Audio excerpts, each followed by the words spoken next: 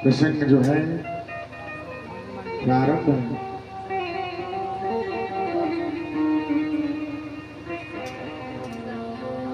एक मां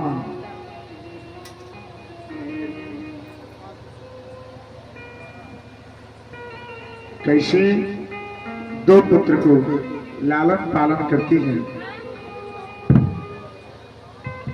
एक संस्कारी के मार्ग पे जाता है, दूसरा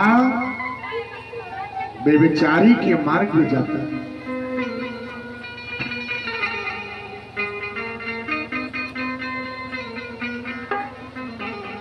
यही कथा का प्रसंग है।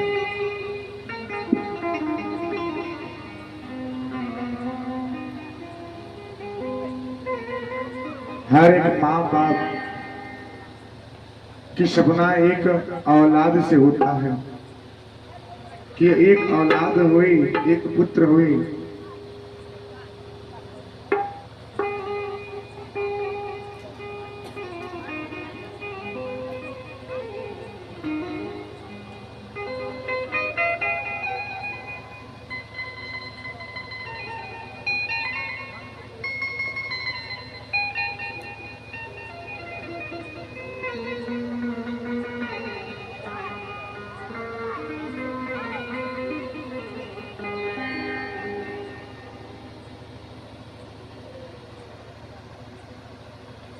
हर माँ बाप का एक सपना होता है क्या उसके पास औलाद हुई। औलाद की प्राप्ति करने के लिए कितने दूर दूर तक,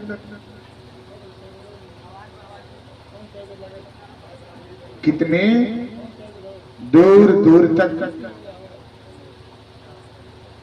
मंदिर में, ठाकुर जी के दरबार में जाते हैं, कामना करते हैं।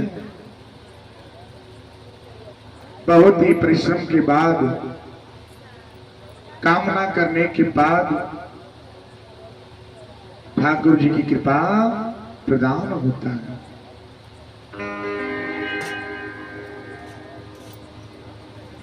वही बालक जब जन्म लेता है, लेने के बाद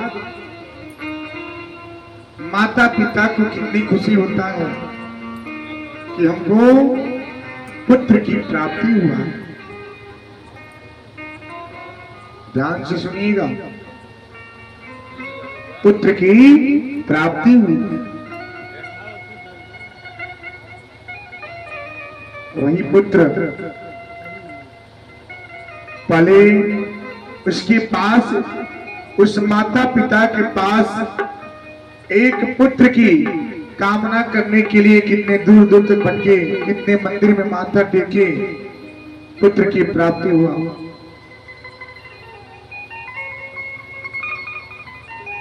दो पुत्र हो गए, 2 से 4 हो गए।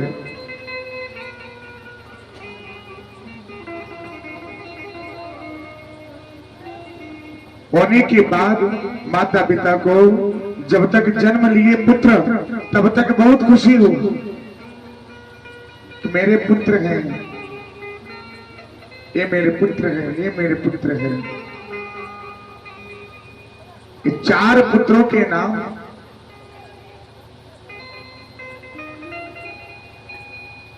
माता पिता कितने अच्छे से रख दिए।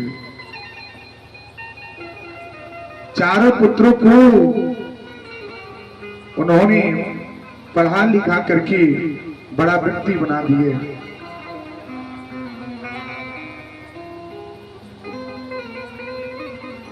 जब वो पुत्र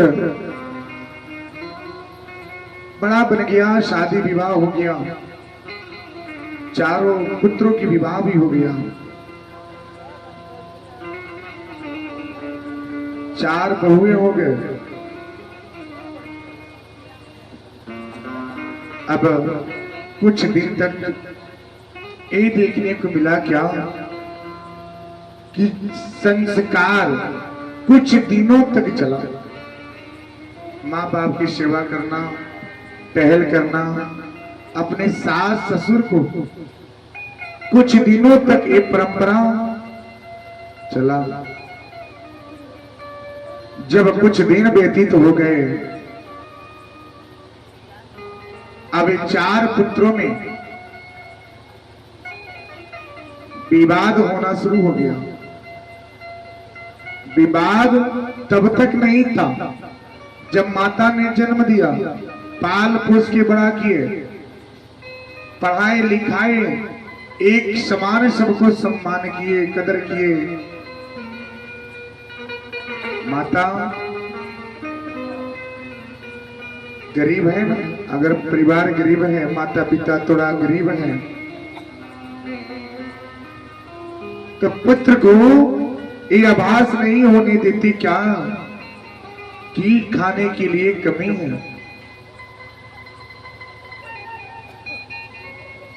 मां अपने न खाके अपने पुत्रों को खिलाती है, बेटा खा लो। वो ये भी नहीं देखती, ये भी नहीं कहती, एक बार भी नहीं बोलती क्या कि बेटा तुमने ज्यादा खाना खाया, ज्यादा भोजन कर लिया। पुत्र अपने माँ के सामने जितना अगर करे, जितना भोजन करे, माँ को कमी लगता है। वो बोलती है कि और थोड़ा खा लो, और खा लो, शरीर क्या है, दुबला पतला हो गया। माँ तो माँ है, माँ का स्थान ना कोई लिया है, ना कोई ले पाएगा।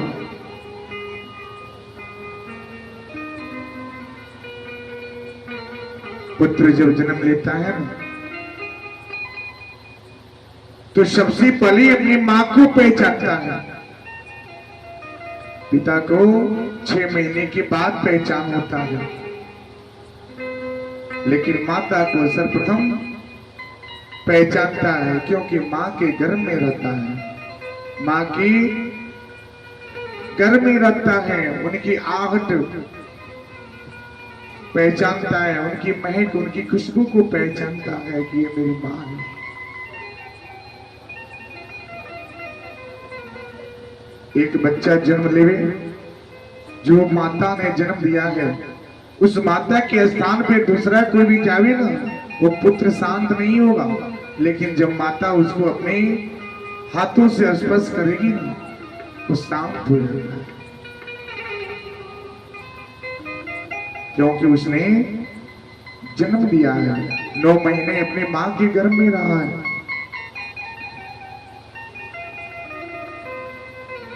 चार पुत्रों का विवाह माता पिता कर देते हैं।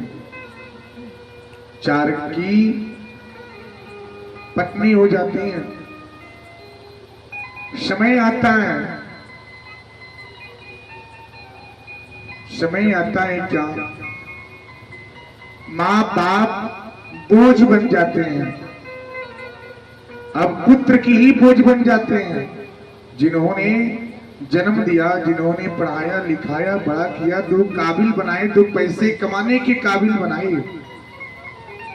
अब वही माता पिता उस पुत्र के ऊपर भारी पड़ने लगते हैं, पुत्र को भारी लगता है। जब तक उसके पास, उनके माता पिता के पास बल था, ताकत थी, पैसे थे, तब तक वो बोझ नहीं। जब बल खत्म हो गया, ताकत खत्म हो गया, चलने की काबिल नहीं रहा, थोड़ा कमजोर पड़ गए, वो बोझ बन गए।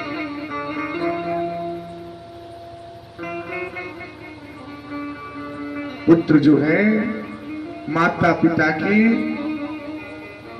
क्या है, सहारे के लाठी होते हैं।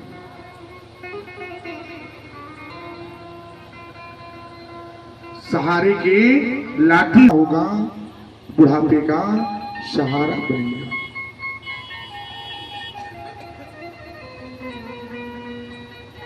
समय आता है, चारों पुत्र की बंटवारा हो जाता है। होने के बाद घर की बंटवारे हो गए, जमीन की बंटवारे हो गए, सब बट गया, गृहस्थी जीवन बट गया। अब बारी आती है कि माता और पिता, माँ और बाप बनाई हुई संपत्ति पे आप रहे, जिसके हाथों में, जिसके आंचल में पले बड़े हुए, उनके हाथों से अन्न का सेवन किए, आज वही समय माता पिता को कौन रखेगा? पुत्र बोलता है। ऐसे पुत्र न हो तभी अच्छा है, जो माता पिता को कदर न करे, जो अपनी मां की लाज को, अपनी मां की गर्भ को मर्यादा न रखे।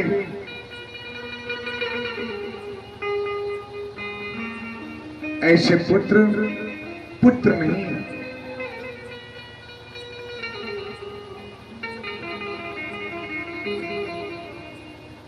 अब बारी आता है, कौन रखेगा? माता पिता को कौन रखेगा? बड़ा बोलता है कि हम नहीं रख पाएंगे क्योंकि हमारे पास खर्चे ज्यादा हैं। छोटा वाला बोलता है कि हमारे पास नहीं है, हमारे पास कमाई नहीं होता है। दूसरे नंबर का बोलता है, कहां से हम रखेंगे तो खर्चा कौन देगा? तीसरा बोलता है, क्या कौन बोझ ढोएगा? जिन्होंने जन्म दिया, जिन्होंने पाला पोसा बड़ा किया, काबिल बनाया, योग्य बनाया, समाज में नाम दिया, शादी विवाह भी कर दिए, उसके बाद आज इस समय आ गया कि माता पिता को कौन रखेगा?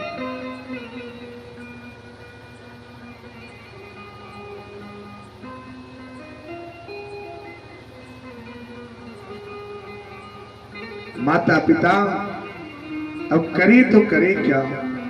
पिता सोचता है कि मैंने क्या कर दिया, कितना बड़ा गलती कर दी है। इससे अच्छा कि हमारे पास पुत्र ही नहीं होते थे,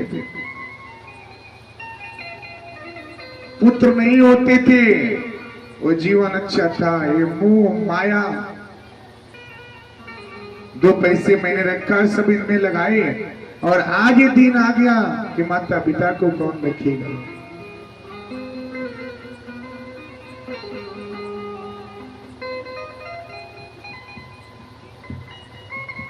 ये जीवन की सच्चाई है। ये श्रीमद् भागवत कथा का ज्ञान है। अब निर्णय निकलने के बाद होता है क्या? 4 पुत्र हैं। अब निर्णय निकलता है कि एक हफ्ता मेरे में, एक हफ्ता मेरे में, एक हफ्ता मेरे में। है जीवन, कैसा जीवन है ये? माता पिता की बंटवारा हो गया, एक एक हफ्ते का समय आ गया। बड़ा बोलता है कि एक हफ्ता मेरे में, माजिल वाला बोलता है एक हफ्ते मेरे में, तीसरा नंबर बोलता। उसमें भी प्रश्न आ गए क्या कि माता मेरे में, माँ पिता आप में। एक काम करो, 15 दिन माता मेरे में, 15 दिन पिता आप में, 15 दिन का समय बन गया। कैसा जीवन है? उन्हीं की संपत्ति है, उन्हीं का धन है, और उन्हीं का सब कुछ है, फिर भी बंटवारा लग गया।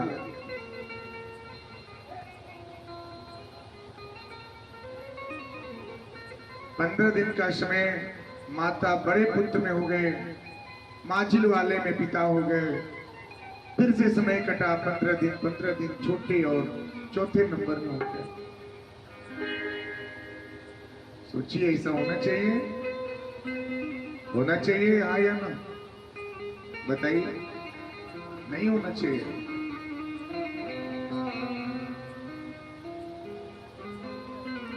एक दिन समय आता है कि माता अपने बड़े पुत्र के चौखट पे बैठी रहती है और पिता माझिल वाले के चौखट पे बैठा रहता है। दोनों जन विचार करते हैं कि हम एक दूसरे के पास बैठे, माता पिता का भी प्रेम बढ़ गया, जो दिल की बात थी वो भी टूट गया।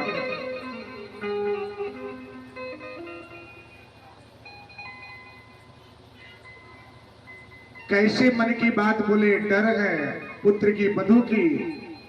अगर हम उनके पास जाकर के बैठे तो बधू बोलेगी आज भोजन नहीं मिलेगा, जाइए यहां से, उन्हीं के पास जाइए।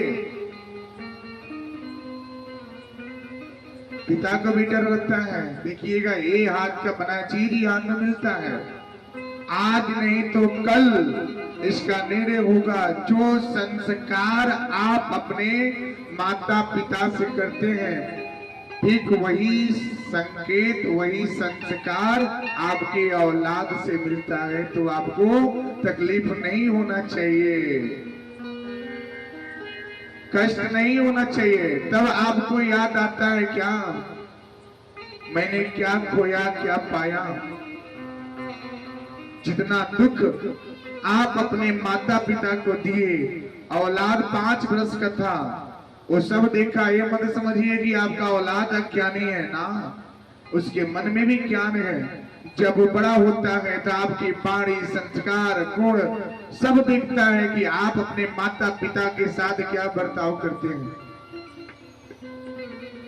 जब वही पुत्र जब आपके साथ बर्ताव करता है तो आपके भी आंख से आंसू छूटता है कि मैंने क्या कर दिया।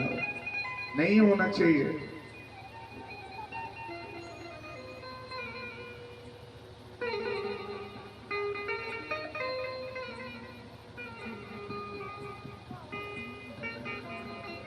मैंने आप टूट गए, बट गए प्यार, माता पिता बिन छूट गए संसार, माता पिता बिन छूट गए संसार।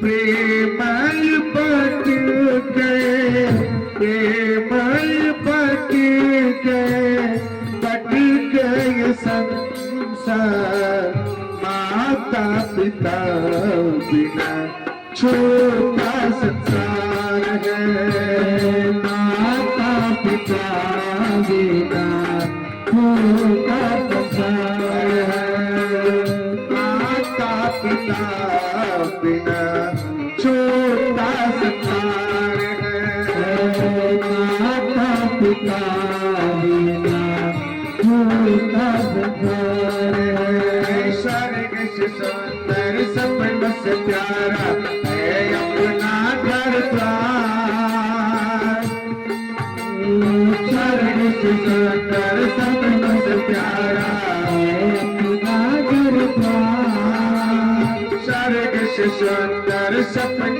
से प्यारा है अपना घर द्वार, स्वर्ग से सुंदर सपन से प्यारा है अपना घर द्वार। मन लगा के आश लगा के बैठी है इस पर, किसी का प्यार न छूटे, किसी का घर द्वार न छूटे, किसी का प्यार न छूटे, किसी का घर द्वार न छूटे, माँ बाप का प्यार न छूटे, किसी का घर द्वार न छूटे, माँ बाप का प्यार न छूटे, किसी का घर द्वार न छूटे। स्वर्ग से सुंदर सपन से प्यारा है अपना घर द्वार, स्वर्ग से सुंदर सपन से प्यारा है अपना घर द्वार। आश लगा के बैठे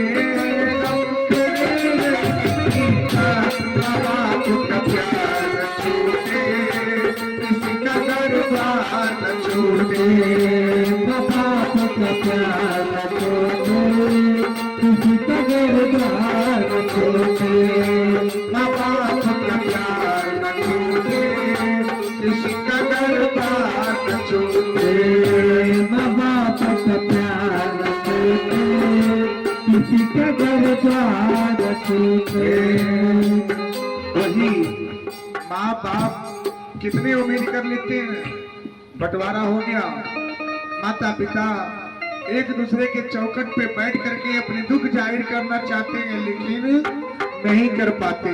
माँ बाप का वही प्रेम टूट गया।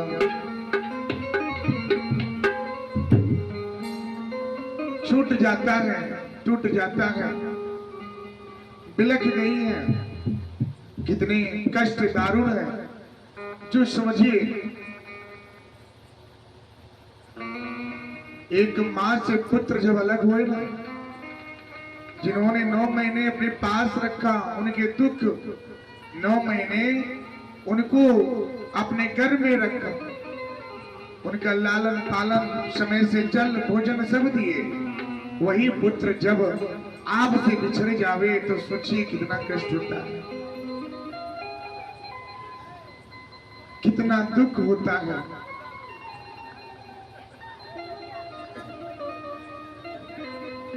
ओ माता पुत्र सब है,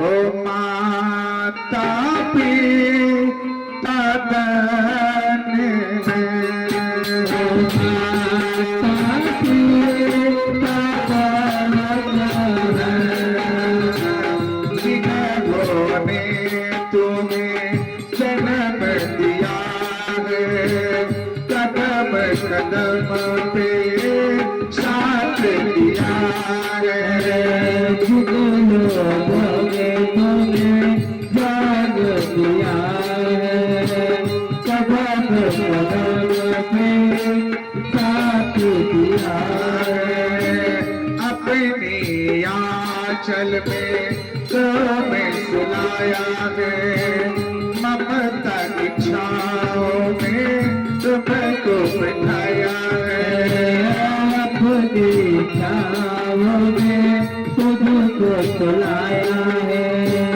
ममता की आंचल में तुम्हें बनाया है, आपका प्रेम बनाए रखना, आपका प्रेम बनाए रखना, आपका प्रेम बनाए रखना, आपका प्रेम बनाए रखना।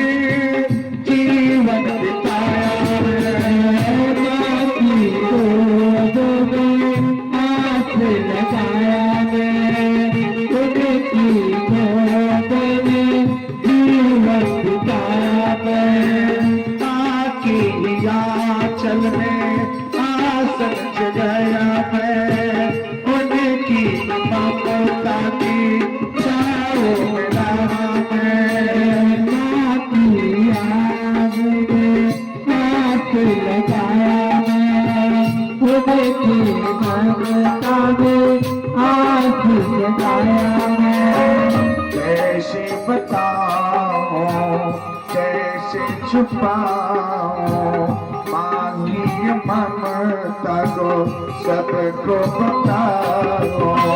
कैसे बताओ, कैसे छुपाओ, बाकी ममता को कैसे बताओ। कपे बनाए रखना,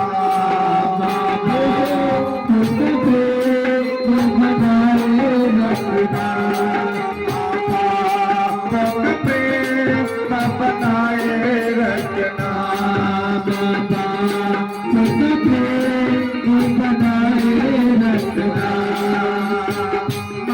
की भगता माता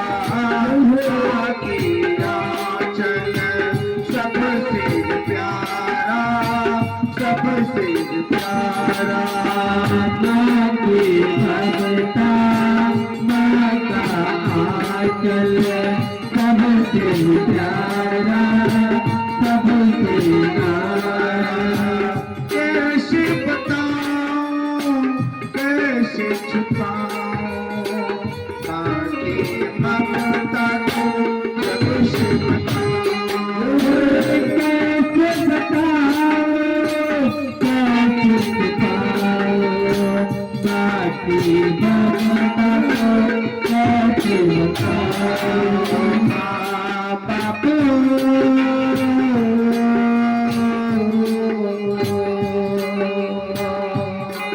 मेरे माँ बाबा,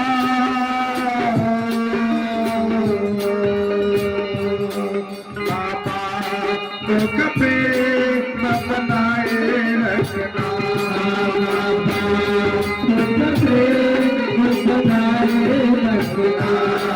बाकी आंचल को सजाए रखना, आंचल को सजाए रखना। आपको कपड़े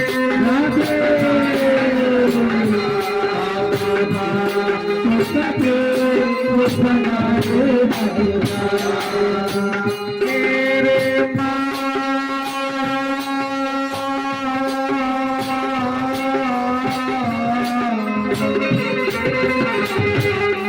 मेरी माँ,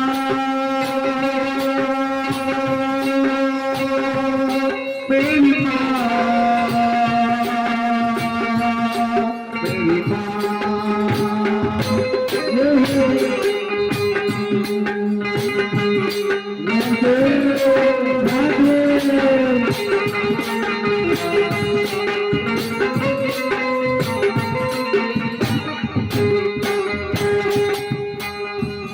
मेरी माँ बाप का प्रेम जिन्होंने छोड़ दिया, जिन्होंने माँ बाप को नहीं जाना, उनका जीवन कभी कृत्य हो ही नहीं सकता।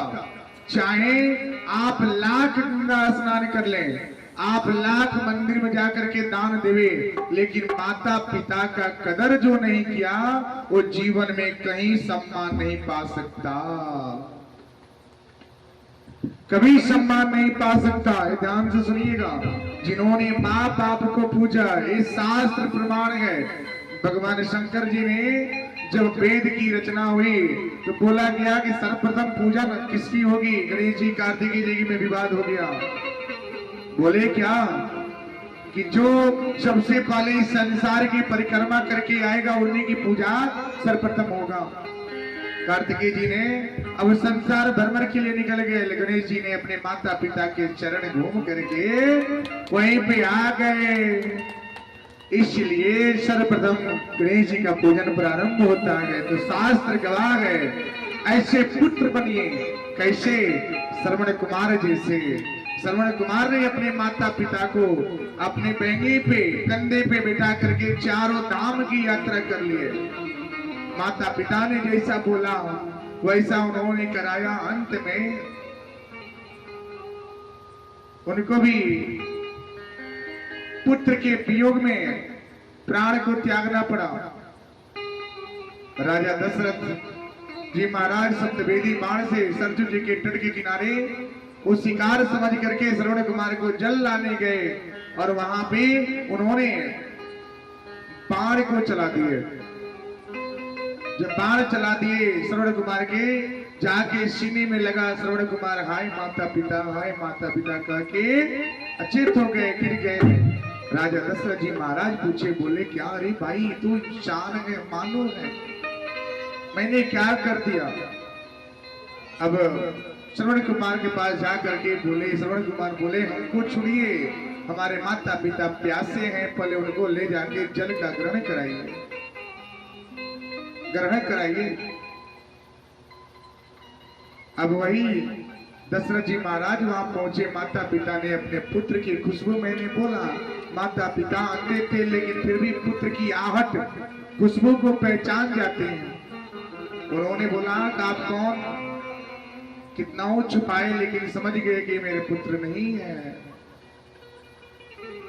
उन्होंने सब जब बात बता दी, उन्होंने श्राप दे दिए, जिस तरह से हम अपने पुत्र के वियोग में प्राण त्याग रहे हैं, उसी तरह एक दिन ऐसा समय आएगा कि आप भी अपने पुत्र के वियोग में प्राण त्यागेंगे। वही राजा दशरथ जी ने प्रभु श्री राम जी के 14 वर्ष के वनवास जाने की बात जब सुने, तो पुत्र के वियोग में ही उनकी प्राण निकल गई। तो माता पिता को पूजिए, प्रातः काल स्नान करने से पहले, बिस्तर छोड़ने के बाद जो पुत्र, जो वधू अपने माता पिता के चरण स्पर्श करती हैं, वो उनके घर पे धन की कमी नहीं होता, उनके पास जस यश कीर्ति उनको प्रदान होता है, क्योंकि माता पिता क्या है, आशीर्वाद जो देते हैं वो मन से देते हैं, दिल से देते हैं।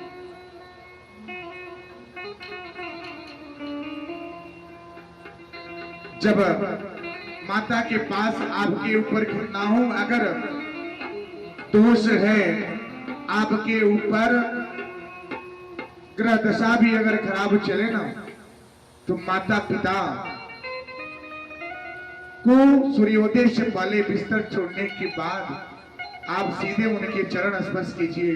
जो उस समय जो ब्रह्म मुहूर्त के जो लफ्ज निकलेगा, शब्द निकलेगा, आशीर्वाद जो माता पिता देंगे, वो आशीर्वाद आपको फलेगा। कैसे? ऐसे ही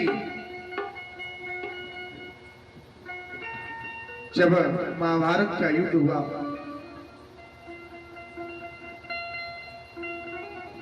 और पितामह ने ठान लिया कि आज हम क्या करेंगे, पांडवों में से अर्जुन का वध करेंगे।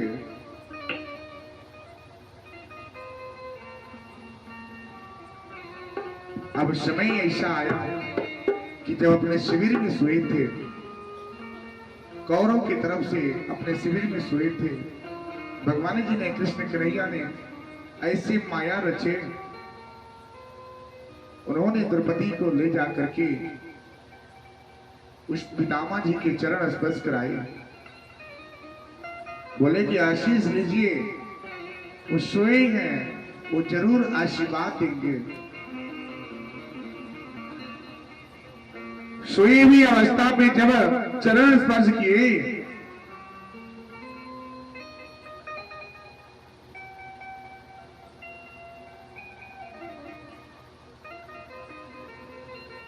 स्पर्श कर लिए,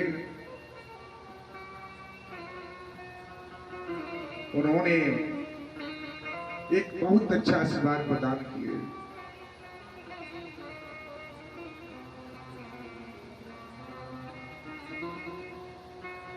उन्होंने आशीर्वाद प्रदान किए, क्या सदा सुहागिन का आशीर्वाद प्रदान कर दिए।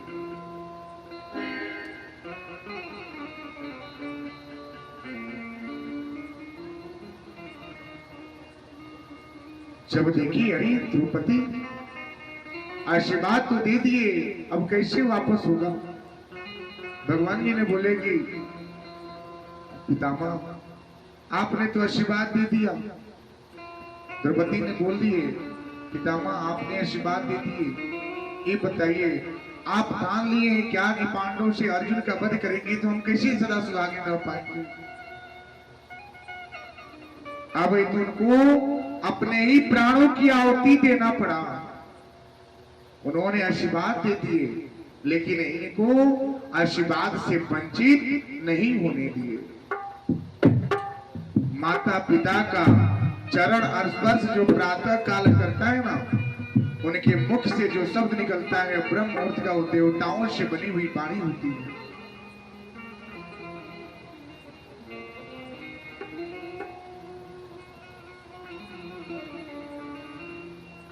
सुमेरा सुमेरा माता चरण प्रणाम,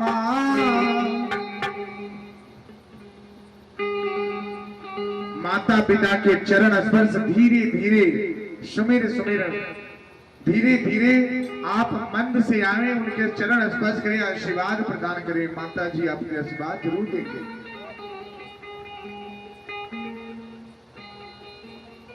कितने लोग ऐसे हैं जो माता पिता को चरण स्पर्श करते हैं?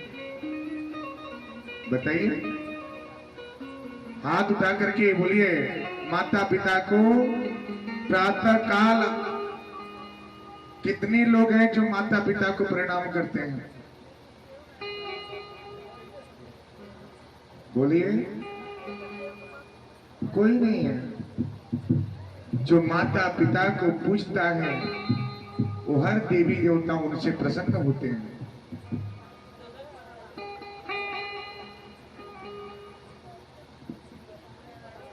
वही बंटवारा हो गया, सब कुछ हो जाता है, माता पिता भी बट गए। अब इन लोगों में कौन रखेगा, कैसे रखेगा? माता अलग बिलखती है, पिता अलग बिलखता है।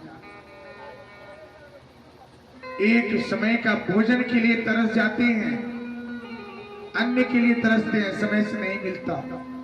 जो पत्नी अपने पति को खिला दे ना, वो कभी वधू नहीं खिला सकती है। जो पत्नी अपने पति को खिलाए, उनकी वधू कभी खिला नहीं सकती, कभी उतना अन्न खिला नहीं सकती।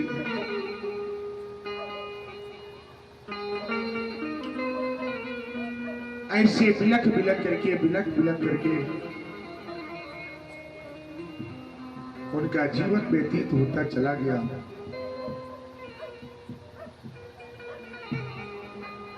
एक दिन का समय आया, पिता की अंतिम सांस छोटे वाले पुत्र के पास चौखट पे अंतिम सांस ले रहे थे। माता भी अंतिम सांस ले रही थी।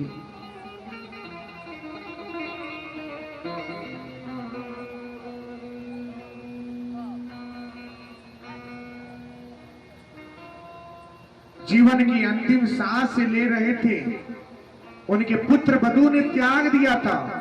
अब इनको कौन पूछता है?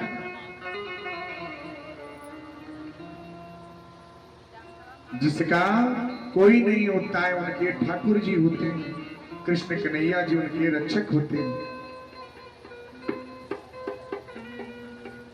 ये जीवन की अंतिम सांस ले रहे थे और मन से बोल रहे थे क्या? राधे श्याम राम राम राधे श्याम का जप ये लोग कर रहे थे। दोनों की प्राण अंतिम सांस ले लिए और इनको साक्षात वहां पे श्री लक्ष्मी नारायण भगवान जी का दिव्य दर्शन को प्राप्त हुए, क्योंकि उन्होंने सच्चे मन से श्रीमन नारायण नारायण नारायण श्रीमन नारायण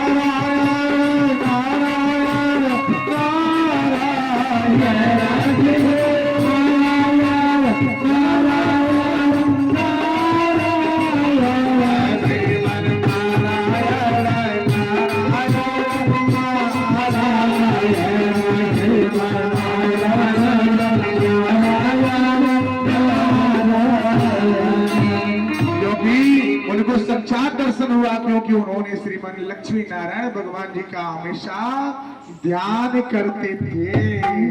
उन्होंने मन से उनको पूजा, सच्चे मन से कामना किए, उनका जीवन कृत हुआ। अब एक मां ने दोनों पुत्र का लालन पालन करती है। कैसे?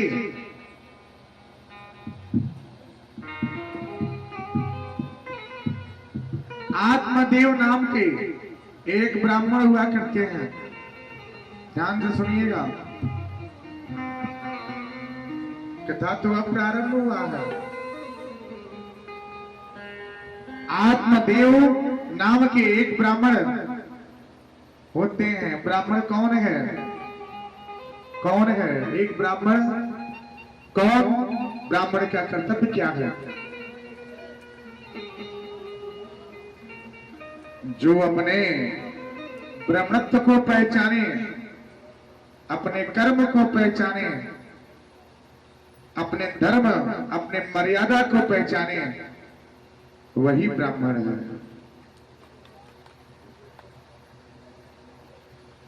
कहने के लिए तो सब लोग हैं, वेद मंत्र जप तप पूजा पाठ सब लोग करते हैं, लेकिन धर्म और ब्रह्मत्व की ज्ञान सबको होना चाहिए, वही ब्राह्मण है।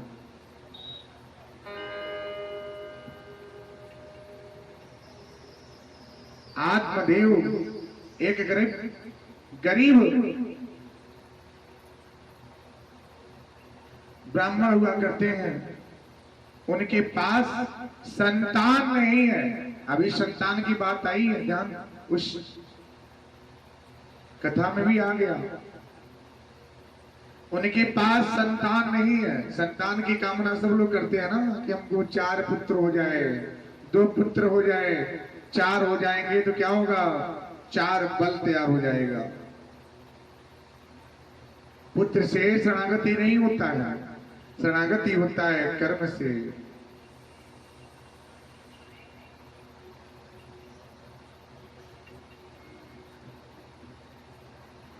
आपको जन्म देने वाला दूसरा, पालन पोषण करने वाला दूसरा, शिक्षा दीक्षा ग्रहण कराने वाला दूसरा, विवाह भी आपका हो गया दूसरे से, तो समझिए कि आप दूसरे पे आस क्यों करते हैं? अपने पे आस कीजिए, अपने कर्म पे। यानी कि आपके माँ बाप ने आपको जन्म दिए, पालन पोषण भगवान जी ने, ठाकुर जी ने आपको सृजन किया, पालन पोषण आपके माता पिता ने किए, शिक्षा आपके गुरुजन दे दिए, मित्रता का व्यवहार आपके दूसरे से हुआ, विवाह आपके दूसरे से हुआ, और कंधे भी 4 आदमी दूसरे लेके जाते हैं, तो किस बात का घमंड करते हैं मेरी मैया? किस बात का घमंड करते हैं कि मेरा है? भूल जाइए कि ये आपका है, घमंड मत कीजिए। जो कुछ है वो कृष्ण कन्हैया की है।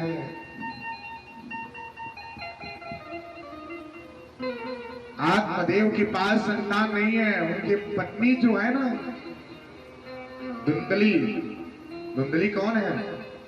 धुंधली कौन? जो कर्कशा, जो कर्कशा स्वभाव की है। यानी कि अगर उनके आदमी अगर घर पे आते थे ना, तो उनको सेवा करने के बजाय एक ही बार इतना खाने भर के मिल जाता था। एक ही बार खाने भर का मिल जाता था। बेचारे पति थे, वो बोलते थे कि किससे पाले पड़ गए। होता है ना, बोला जाता है कि लगता है कि गन्ना मरना जो है ना, गन्ना जो लगन पत्री बनती है ना, लगता है कि बराबर मैच नहीं हुआ। वो मैच हो या ना हो, आपका दिल आपसे मिलना चाहिए।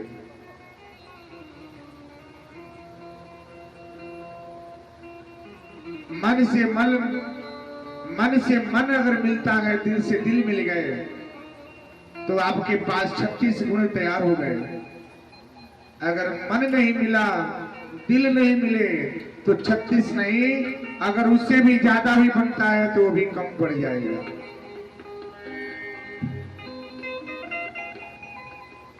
मन कैसे मिलेगा? पति पत्नी के रिश्ते में कभी भी क्या होना चाहिए? प्रेम, विश्वास होना चाहिए। जहां प्रेम होता है वहीं पे कृष्ण कन्हैया जी का बसेरा होता है।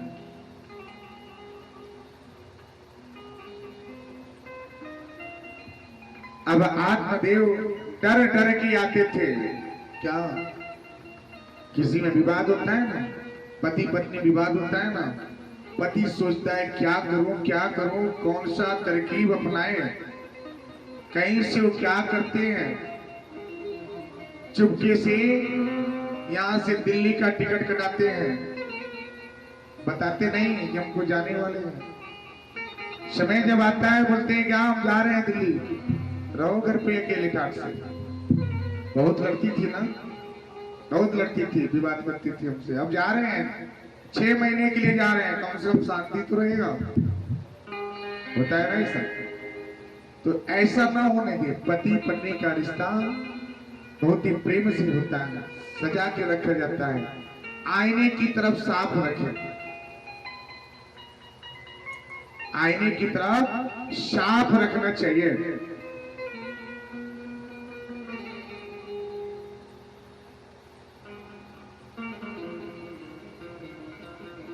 आईने की तरफ अगर साफ रहेगा ना तो प्रेम बना रहेगा, प्रेम बिखरेगा नहीं।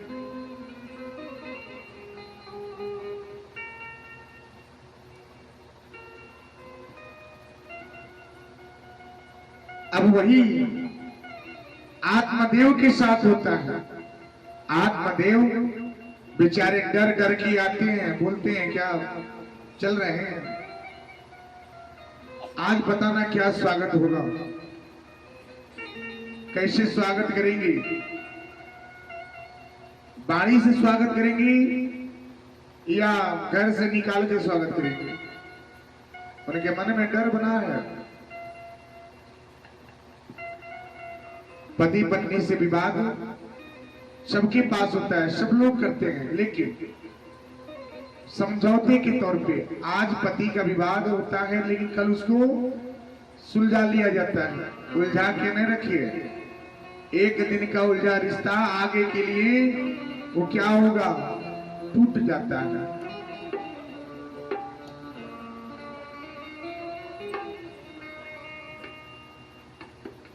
आत्मदेव गए, पत्नी बोली अरे भाई इतनी देर से कहां थे, भिक्षा मांगते थे, भिक्षा मांग करके जीवन यापन करते थे।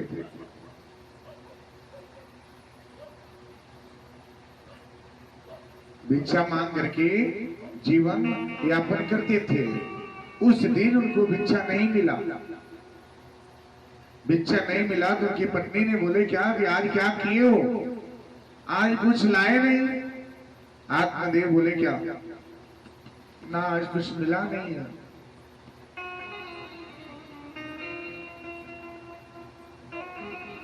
कुछ मिला नहीं है। अब इतना बरस गई उन पे कि समझिए कि एक जल के बिना मीठे शब्द के लिए तरसते थे, लेकिन वो शब्द मिलता नहीं था। अभी चुपचाप चले गए, शयन कक्ष में सोए। प्रातः काल हुआ कि आज क्या करेंगे,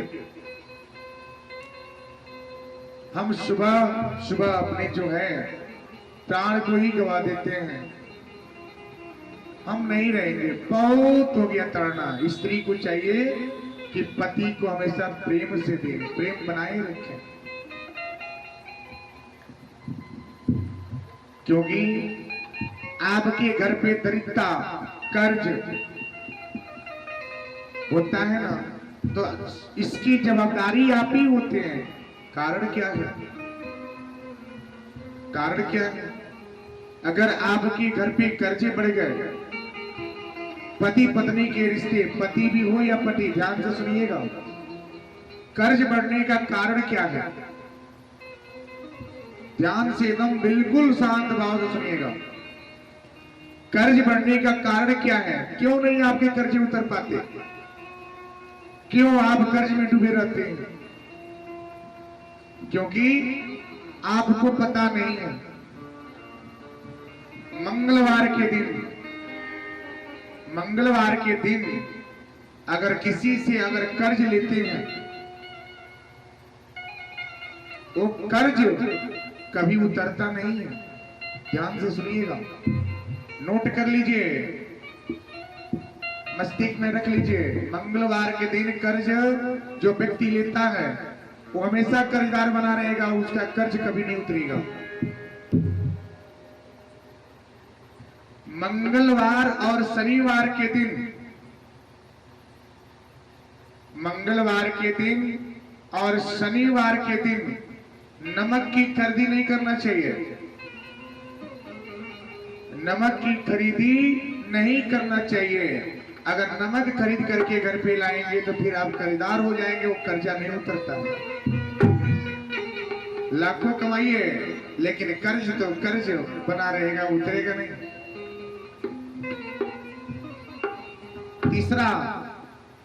तीसरा प्रश्न का जवाब नोट कर लीजिए। कभी भी दर्पण, घर में दर्पण समझते हैं? दर्पण किसे बोलते हैं? ऐनक समझते हैं? शीशा घर के अगर आपके रूम है तो कभी भी घर के पूरब दिशा की ओर शीशा ऐनक का इस्तेमाल नहीं करना चाहिए। पूरब दिशा में आईना नहीं लगाना चाहिए। इससे क्या होता है? वास्तु का प्रभाव घर के अंदर पड़ता है।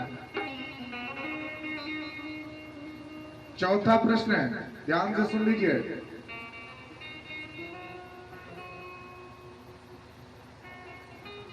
घर के मुख्य द्वार पे, अगर घर के मुख्य द्वार पे कूड़ादान नहीं लगाना चाहिए, कूड़े करकट कचड़े नहीं होना चाहिए। अगर शाम का कचरा अगर सुबह भी रहे तो आई हुई लक्ष्मी भी रुष्ट हो जाती हैं और आपके दरवाजे से लौट के चली जाती हैं, तो आप कर्ज में हमेशा बने रहेंगे। पांचवा, कर्ज से लिया हुआ धन, कर्ज अगर ले करके आप धन ले लिए तो उसको किसी की बाबई या बहादुरी दिखा करके लुटाना नहीं चाहिए। वो कर्जा कभी उतरता नहीं है। आज आपके पास 2000 मांग लिए किसी से कि आज क्या है, शादी है, शादी में जाना है, बहन की शादी है, वहां पे लगेगा। गए वहां पे बाबई में 2000 की जगह पे लुटा दिए, कल के डेट में 3000 कर्जे हो जाएंगे।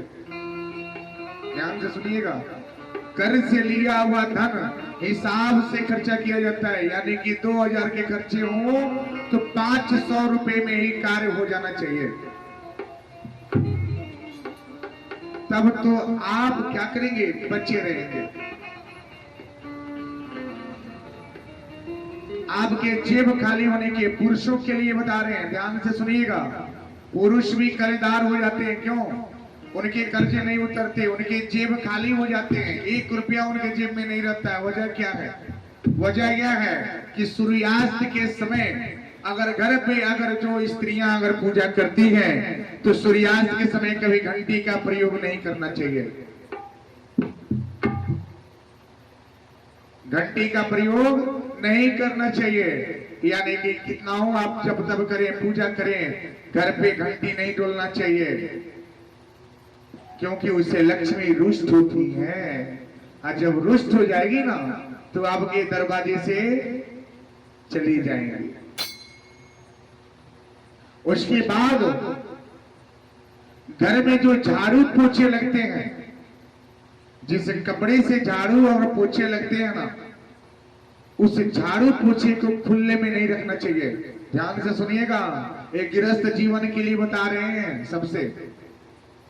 झाड़ू पोछे कभी भी खुले में छोड़ना नहीं चाहिए, इससे लक्ष्मी रुष्ट हो जाती है।